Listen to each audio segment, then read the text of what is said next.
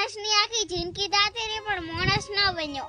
જન્મો એટલે મા બાપનો છોકરો બન્યો. પછી મુમાની ઘરે જો એટલે ભણ જ બન્યો. પાછા ઘરે આયા એટલે હતા ઈને ઈ મોટા છાર ને ભણવા મેચ્યા એટલે નેહાળીઓ બન્યા.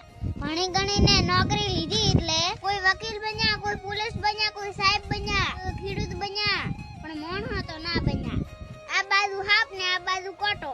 હારે ઠકાણે હગાઈ છે એટલે રમાઈ બન્યા. 12 મહિના હગાઈ રી, બે હગા ભેળા છે, વિવાહ કરશો પા કે પુલાયા મહારાજ ને ગઢાયા મુરત એટલે લાડો બન્યા. બેણાઈન ઘરે લાયા ને 2-3 છોકરા છે એટલે બાપો બન્યા. વરે છોકરા મોટા છે. હારે ઠકાણે હગાઈ કરી તો વેવાઈ છે. વરે છોકરો બેણાઈન ઘરે લાયો.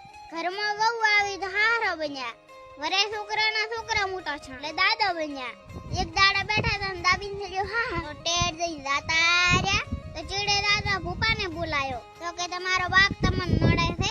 લાયો કંડિયો ને બેહારે આળિયામ તો ગુગળ બન્યા. છેવટે મારી સાવણ મોણો તો ના બન્યા. અભિમાન